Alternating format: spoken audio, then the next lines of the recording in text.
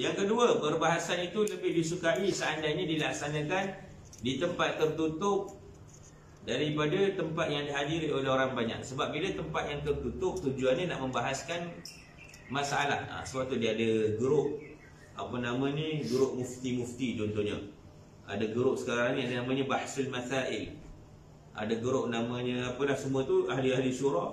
Itu tujuan untuk membahaskan satu perkara, dapatkan keputusan, baru diwartakan kepada masyarakat. Itu betul. Tapi kalau debat perbincangan dilakukan depan orang ramai, jadi itu sebenarnya bukan nak berdebat, nak cari kebenaran. Itu sebenarnya nak menunjuk-nunjuk. Bila kita berlaku depan orang ramai, kita akan jadi malu nak mengaku salah. Kita akan malu nak mengaku kebenaran daripada orang lain. Kita akan jadi nak menghentam orang. Kita jadi nak tunjuk kehebatan diri. Jadi bila benda ni buat depan orang, dia akan jadi lebih banyak mazmumah. Jadi sebaiknya kita lebih suka kalau benda ni berlaku pada tempat yang tertutup. Sebab kita nak bahas kebenaran, bukan nak tunjuk siapa handal. Dan dalam hal ini ada satu faedah yang perlu aku ingatkan akan kau, iaitu ketahuilah bahawasanya menimbulkan suatu kemusykilan pada suatu masalah itu sama halnya dengan menunjukkan penyakit hati kepada seorang doktor. Dan jawapan yang diberikan kepada kemusykilan tersebut sama pula halnya dengan usaha yang dibuat untuk merawat penyakit tersebut. Dan ketahuilah bahawasanya orang yang jahil itu ialah orang yang sakit hati, dan para ulama ialah sebagai doktor yang pandai mengubatinya. Dan orang yang alim tetapi belum sempurna ilmunya atau doktor yang bukan pakar, maka tidak layak melaksanakan perubatan. Bahkan seorang yang alim yang telah sempurna ilmunya ataupun seorang doktor yang telah pakar, belum tentu yang mampu mengubati semua penyakit orang sakit.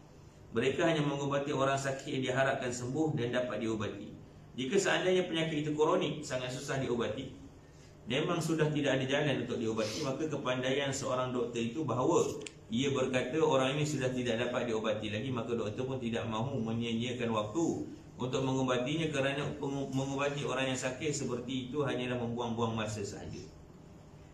Dan kemudian ketahuilah bahawasanya penyakit jahil bodoh itu terbagi pada 4 perkara pula, dan hanya satu perkara sahaja yang dapat diubati, 3 lagi sudah tidak ada ubatnya. Jadi kata Imam Al-Ghazali, di ibarat ulama ini macam doktor. Jadi bila ada masalah hati, masalah fiqh, masalah agama, rujuk kepada para ulama. Jadi sebab ulama dia yang ada ubatnya. Di sisi ahli agama, ulama ni sebenarnya bukan orang alim yang pandai fiqh, yang ngaji sedap, yang tahu hukum hakam, yang tahu usul. Sebenarnya itu dipanggil orang alim, bukan ulama. Ulama ni lain pula. Ulama yang disebut dalam Al-Quran, innama yakhshallah min ibadihi ulama. Yang paling takut pada Allah adalah ulama. Berarti ulama ni orang yang paling takut pada Allah, paling banyak amalannya, paling wara', kemudian paling menjaga diri daripada perkara yang haram, kemudian paling tahu cara nak merawat penyakit hati. Dia kenal penyakit hati dan dia tahu cara nak rawat. Dia tahu apa itu sombong dan dia tahu cara nak merawat sombong. Baru dipanggil ulama. Kalau yang alim hukum hakam dipanggil ahli fiqh, bukan ulama. Maka tak semua orang yang alim boleh mendidik. Maka kita akan nampak ada orang yang alim, masya-Allah ilmu dia. Kalau kita dengar dia punya hujah-hujah, betul alim dia hebat. Tapi perangai, kaki gaduh, kaki salah ke orang, kaki tibai orang. Sebab tak semua orang alim adalah ulama. Jangan jadikan semua orang alim rujukan kita. Dan tak semestinya ulama tahu semua hukum hakam. Jangan mentang-mentang dia masya-Allah rajin solat dan amal dia masya-Allah jauh daripada maksiat, sangat-sangat wara'. Lepas tu hukum hakam semua kita tanya dia. Tak juga, tak semesti semua ulama alim hukum hakam. Maka kita akan dapati kalau di Yaman ni banyaknya ulama. Tapi kalau kita nak ahli fiqh, ahli usul, banyaknya di Mesir. Kalau usul Mesir lebih power. Kalau fiqh, hukum hakam Mesir lebih moden. Mereka ada hukum-hukum terkini. Yaman kurang. Tapi kalau ulama yang bahagian hati, bahagian mendidik kita ke arah akhirat, untuk ingat Allah, takut Allah, itu banyak di Yaman. Jadi sini ulama, sini ahli fiqh.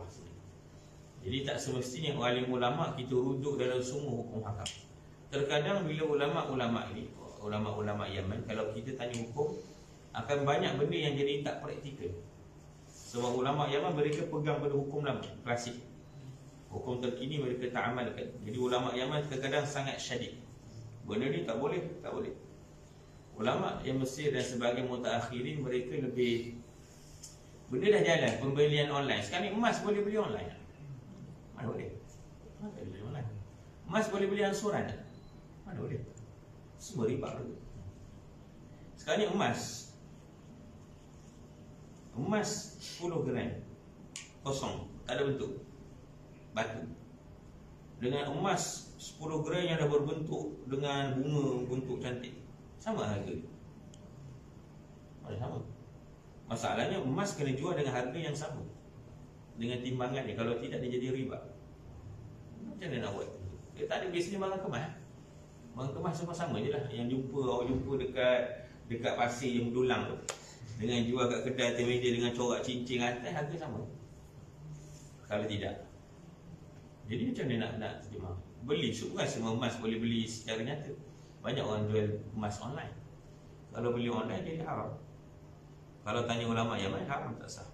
Kalau tanya ulama mutaakhirin, ada banyak lagi pandangan cara menjadikan benda itu halal. Jadi kerana itu terkadang lebih praktikal untuk tanya ahli fiqh berbanding dengan para ulama. Tapi kalau dari segi pendidikan nak jadikan rujukan masalah kehidupan, kalau kita masalah dengan kawan, masalah dengan keluarga, masalah dengan diri sendiri tak mampu nak berubah, jangan tanya ahli fiqh, tanya para ulama. Ahli fiqh tak boleh bantu. Maka di sisi ahli agama, ulama itu adalah orang yang mendidik hati, yang tahu masalah hati. Orang yang tahu hukum akal namanya ahli fiqh. Maka bila kita ada masalah hati, kita rujuk kepada ahli ulama. Sebab mereka kenal penyakit kita dan mereka tahu cara nak mengubati. Sama dengan kita bila mana ada penyakit, kita tanya pada doktor pakar. Tapi bukan semua orang, bukan semua doktor boleh ubat semua penyakit. Ada doktor spesialis pada bahagian tertentu, sama macam ulama. Bukan semua ulama itu boleh dijadikan rujukan. Jadi kena tengok, kalau kita masalah kita pada faraid, tanya ahli faraid. Jangan tanya orang yang ada sirah. Kalau kita masalah kepada fiqh, tanya ahli fiqh. Jangan tanya orang ahli tasawuf. Kalau masalah kita fiqh, jangan tanya ahli hadis. Hari ini ada PhD hadis, tapi semua pun dia bahas. Fiqh pun dia bahas, tauhid pun dia nak bahas, akidah pun dia nak bahas. Jadi semua benda jadi salah. Dia keluar hukum dua je tu, sunnah ataupun bid'ah. Pada hukum ada 5: wajib, makruh, haram, sunat. Harus, wajib, harus, makruh, wajib, sunat, harus, makruh, haram. Sepatutnya macam tu. Tapi kerana ahli hadis yang bahas, dia jadi sunnah ataupun bid'ah. Sebab ahli hadis bahagian kumpulkan maklumat daripada Nabi. Jadi bagi dia sama ada daripada Nabi ataupun bukan daripada Nabi. Dia dihukumkan hukum kepada dua, sunnah ataupun bid'ah. Jadi sempit dia agama. Sebab kita tanya pada bukan ahli. Dan bukan semua penyakit boleh diubati. Sepakar-pakar doktor pun ada penyakit yang dia kata tak ada harapan, kena bawa balik rumah. Kalau dah sakit yang teruk sangat, doktor kata yang terbaik hubungi ahli keluarga dan bawa balik rumah. Tak ada harapan. Itu tanda dia dipakar tu. Jadi dia kata antara kecerdikan seseorang, tanda kematangan akal adalah tak menceritakan semua benda yang dia tahu, tak meluahkan semua perkara yang dia rasa, tak membahaskan semua perkara yang ada. Itu antara, dan tak menunjukkan segala masalah yang dialami. Itu antara tanda kematangan akal. Kalau kita jenis semua benda nak bahas, semua benda nak beritahu, semua benda nak cerita, semua benda nak ulas, itu sebenarnya adalah ciri-ciri orang yang bodoh. Antaranya adalah tidak menjawab semua soalan. Antara tanda kematangan akal adalah tidak menjawab semua soalan. Maka kalau dia boleh bahas semua perkara, dia ni alim ni, semua soalan dia boleh jawab. Kadang-kadang sebenarnya jawapan tu banyak yang direka. Orang tak tahu rasa alim, orang yang tahu akan nampak jahil. Gitu. Jadi akan ada penyakit yang pada akhirnya dia berkatakan penyakit ini tidak ada obatnya. Jadi tak perlu sia-siakan obat, sia-siakan masa untuk mengubati. Sama dengan para ahli ulama. Ada orang yang memang kita tak boleh hadapi. Berdebat dengan mereka ni buang masa. Kata Imam Syafi'i, aku boleh berdebat dengan 10 orang alim, tapi tak boleh berdebat dengan satu orang jahil. Sebab orang jahil betul-betul buang masa. Dia pusing kat ayat, dia pusing kat perkataan, dia pusing. Kita nak cerita pasal benda ni, cuma kadang-kadang kita tersalah cakap, tersalah guna ayat. Oh, dia bahas kat ayat kita tu. Kadang-kadang benda ni kait pula benda lain. Tapi awak masa minggu lepas awak salah penting. Kita cerita benda ni. Serang peribadi, serang keluarga, serang anak, serang zaman sekolah, serang zaman asrama, zaman tadika, semua keluar dekat. Sebab nak cerita benda, cerita kita ni salahnya. Jadi itu tanda-tanda kejahilan yang tak ada ubat. Yang membahaskannya adalah buang masa. Maka kerana itu bukan semua perkara perlu didebati, bukan semua soalan perlu dijawab. Jahil terbahagi kepada 4 pula. Ini masih nombor 1 lagi ni. Dan kejahilan terbahagi kepada 4. 1 saja yang boleh diubati, 3 tak ada harapan dah. Maka tengok pada diri kita. Takut-takut ada 3 perkara tersebut. Yang pertama, orang jahil yang bertanya menimbulkan masalah kerana didorong oleh sifat dengki ataupun marah. Orang yang seperti ini, jika engkau berikan kepadanya jawapan yang paling baik dan paling fasih dan paling nyata, maka sebenarnya jawapan itu menimbulkan kemarahan dan permusuhan serta kedengkian sahaja. Maka baik orang seperti ini engkau tidak jawab pertanyaannya. Bukankah disebut dalam sebuah syair, kullul adawati qad turja izalatuha ila adawata man adaka an hasadi. Segala permusuhan itu diharapkan akan hilang, kecuali permusuhan yang timbul daripada orang yang hasad daripada kau. Wa min syarri hasidin idza hasad. Ya Allah, lindungilah kami daripada hasadnya orang yang berhasad. Hasad ni dia jadi penyakit bukan dalam psikologi. Ada orang psikologi sini. Ada doktor psikologi. Hasadnya dia akan makin berkembang. Ada istilah saya lupa, saya pernah baca. Hasadnya dia akan boleh bawa dia sakit mental. Kalau dilayan, doktor lebih kata hasad akan makan semua amalan seperti api makan kayu api. Sebab kayu api itu dia tak akan berakhir kecuali semua kayu itu dah habis sampai hujung. Hasad akan hilangkan semua amalan kita. Daripada kita seorang yang baca Quran, kita akan hilang baca Quran sebab akan layan hasad kita. Daripada orang qiyamul lail akan hilang qiyamul lail kita sebab layan hasad kita. Begitu. Sampai dia jadi sakit mental. Selagi mana orang yang dia hasad tu tak berlaku seperti yang dia nak, iaitu jatuh, salah, kalah, down, mati dan sebagainya, sakit, selagi itu dia tak akan puas. Maka dia akan gunakan segala ilmu, segala harta, segala kemampuan untuk jatuhkan lawan dia, walaupun terpaksa jumpa untuk bohong. Maka ada orang walaupun dah pergi haji sekalipun, sebab sakit hati dengan orang, sanggup jumpa untuk bohong, untuk jatuhkan orang. Dan tak sedikit benda-benda ni lahir daripada orang agama. Hari ni kes sihir-sihir ni, buat-buat orang ni, dia tak lahir daripada orang tak solat lah. Bahkan kita tengok ahli agama, kita tengok dia berjubah berserban pun ada.